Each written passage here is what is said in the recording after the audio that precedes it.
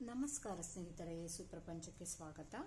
ನಾವು ಇವತ್ತು ಈ ಹಾರೋಸ್ಕೋಪ್ ಬಗ್ಗೆ ಎಲ್ಲ ತಿಳ್ಕೊಳ್ತಾ ಇವತ್ತೊಂದು ಏನು ತಿಳ್ಕೊಳ್ಳೋಣ ಅಂದರೆ, ಜಾತಕದಲ್ಲಿ ಕೇಂದ್ರ ಸ್ಥಾನ, ತ್ರಿಕೋನ ಸ್ಥಾನ ಹಾಗೆ ದುಸ್ಥಾನಗಳು ಅಂತ ಇರುತ್ತೆ.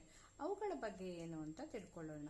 ಮೊದಲಿಗೆ ನಾವು ಕೇಂದ್ರ ಸ್ಥಾನನ ನೋಡೋದಾದ್ರೆ, ಕೇಂದ್ರ ಸ್ಥಾನಕ್ಕೆ ವಿಷ್ಣು ಸ್ಥಾನ ಅಂತಲೂ ಹೇಳ್ತಾರೆ. ನೋಡಿ, ಕೇಂದ್ರ ಸ್ಥಾನ ಯಾವ್ದಾಗುತ್ತೆ ಅಂತ.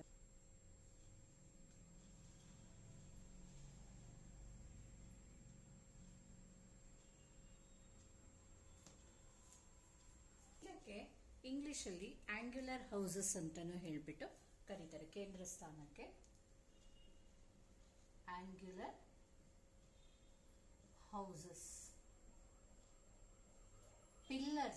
ಪಿಲ್ಲರ್ಸ್ ಅಂತಾನೆ ಹೇಳ್ಬೋದು. 4 ಪಿಲ್ಲರ್ಸ್ ಆಫ್ ಲೈಫ್ ಅಂತ. ಯಾವ್ದ್ಯಾವ್ದು ಆ ಸ್ಥಾನಗಳು ಅಂದ್ರೆ 1, 4, 7, 10 houses. First house, 4th house, 7th house and 10th house. First, 4th, 7th and 10th houses. ಈಗ ನಿಮ್ಗೆ ಅದು ಎಲ್ಲಿ ಬರುತ್ತೆ ಅಂತ ಅನ್ನಿಸ್ಬೋದು.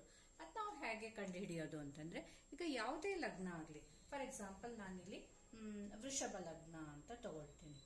ಇದು ಲಗ್ನ, ಇದು ಅಸೆಂಡೆಂಟ್ ಅಂದ್ರೆ ಲಗ್ನ ಆಗಿತ್ತು ಅಂತ ಅನ್ಕೊಳ್ಳಿ. ಇಲ್ಲಿಂದ ಇದು first house, second, third, 4th house, 5th, 6th, 7th house, ಹಾಗೆ 8th, 9th, 10th ಹೌಸ್. ಈ 4 ಕೇಂದ್ರ ಸ್ಥಾನ ಆಗುತ್ತೆ ವೃಷಭ ಲಗ್ನಕ್ಕೆ. ಒಂದೊಂದು ಲಗ್ನಕ್ಕೂ ಬೇರೆ ಬೇರೆ ಆಗಿರುತ್ತೆ. ಈಗ ಫಾರ್ ಎಕ್ಸಾಂಪಲ್ ಇನ್ನೊಂದು ನಾನು ಹೇಳ್ತೀನಿ. ಈಗ ಇದು ಲಿಯೋ ಅಂದ್ರೆ ಸಿಂಹ ಲಗ್ನ ಆಗಿದ್ರೆ, ಸಪೋಸ್ ಇದೇನಾದ್ರೂ ಲಗ್ನ ಆಗಿದ್ರೆ, ಇದಕ್ಕೆ ಫಸ್ಟ್ ಹೌಸ್ ಯಾವುದು ಇದೆ, next second, third, 4th house ಇದು, 5th, 6th, ಇದು 7th ಬರುತ್ತೆ, 8th, 9th, 10th ಇದು ಬರುತ್ತೆ ಅಲ್ವಾ. ಹಾಗೆ ಇನ್ನೊಂದು ಯಾವ್ದೋ ಒಂದು ತಗೊಳ್ಳೋಣ. ಇನ್ನೊಂದು ಎಕ್ಸಾಂಪಲ್ ನಿಮಗೆ ತೋರಿಸ್ಬಿಡ್ತೀನಿ. ಫುಲ್ ಅವಾಗ ಗೊತ್ತಾಗುತ್ತೆ. ನೋಡಿ, ಇದೇನಾದ್ರು ಇದು ಲಗ್ನ ಆಗಿತ್ತು ಅಂತ ಅನ್ಕೊಳ್ಳೋಣ. ಆಗ ಇದೆ first house, second, third, 4th house, 5th, 6th, 7th, 8th, 9th, 10th house. ಹಾಗೆ ಇನ್ನೊಂದು ಲಾಸ್ಟ್ ಇದ್ರದ್ದು ತೋರಿಸ್ಬಿಡ್ತೀನಿ. ಇದೇನಾದ್ರೂ ಫಸ್ಟ್ ಹೌಸ್ ಆಗಿದೆ, ಇದು first, second, third, 4th, 5th, 6th, 7th, 8th, 9th, 10th. ಹೀಗೆ ಈ 4 ಪಿಲ್ಲರ್ ಅಂತ ಹೇಳ್ಬಿಟ್ಟು ಹೇಳ್ತಾರೆ. They are the pillars of life ಅಂತ ಹೇಳ್ತಾರೆ. ಯಾಕೆ ಪಿಲ್ಲರ್ಸ್ ಆಫ್ ಲೈಫ್ ಅಂತ ಹೇಳ್ತಾರೆ ಅಂದ್ರೆ,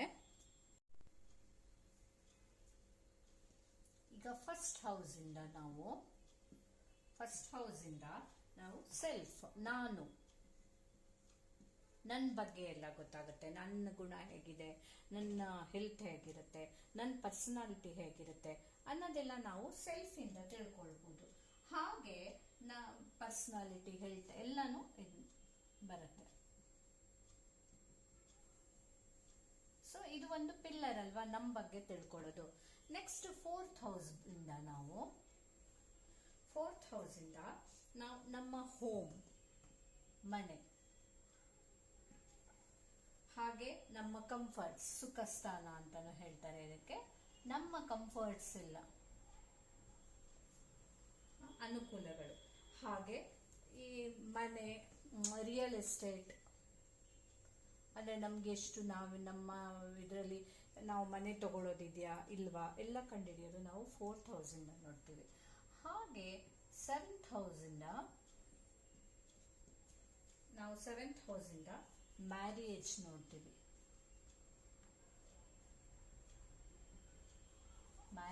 ನೋಡ್ತೀವಿ. ಹಾಗೆ ಪಬ್ಲಿಕ್ ಡೀಲಿಂಗ್ಸ್ ಅಂದ್ರೆ ಬಿಸ್ನೆಸ್,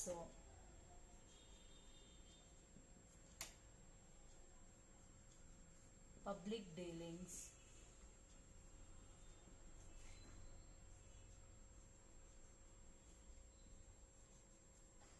ಎಲ್ಲ ನೋಡ್ತೀವಿ. ಲಾಸ್ಟ್ ನೆಕ್ಸ್ಟ್ 10th ಹೌಸಿಂದ ನಾವು ಕರಿಯರ್, ನಮ್ಮ ಉದ್ಯೋಗ, ಹಾಗೆ ನಮ್ಮ ಪ್ರೊಫೆಷನ್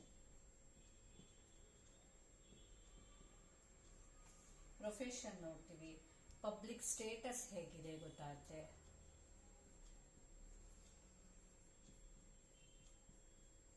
ಇದೆಲ್ಲ ನಮಗೆ ಗೊತ್ತಾಗೋದು ಈ first 4th 7th 10th house ಆಗಿರೋದ್ರಿಂದ.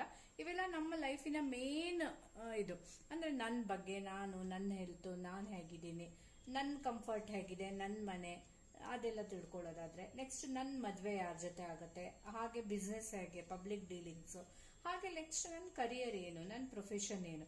ಸೊ ಇದೆಲ್ಲ ನಮಗೆ ರಿಲೇಟೆಡ್ ಆಗಿರೋದ್ರಿಂದ ತುಂಬಾ ಲೈಫಿನ ಮೇನ್ ಇದಾಗಿರೋದ್ರಿಂದ ಈ ಫಸ್ಟ್ 4th 7th 10th ಹೌಸಸ್ನ ಪಿಲ್ಲರ್ಸ್ ಆಫ್ ಲೈಫ್ ಅಂತ ಹೇಳ್ತಾರೆ.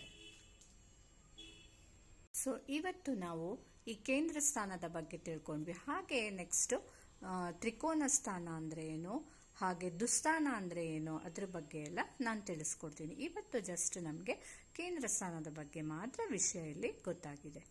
ಸೊ ಪ್ಲೀಸ್ ನಿಮ್ಗೇನಾದರೂ ಇದು ಇಷ್ಟ ಆಗಿದ್ರೆ ಖಂಡಿತ ಲೈಕ್ ಮಾಡಿ, ಶೇರ್ ಮಾಡಿ, ಕಮೆಂಟ್ ಮಾಡಿ, ಮರೀದೆ ನನ್ನ ಚಾನಲ್ನ ಸಬ್ಸ್ಕ್ರೈಬ್ ಮಾಡಿ, ಆಯಿತಾ? Thank you.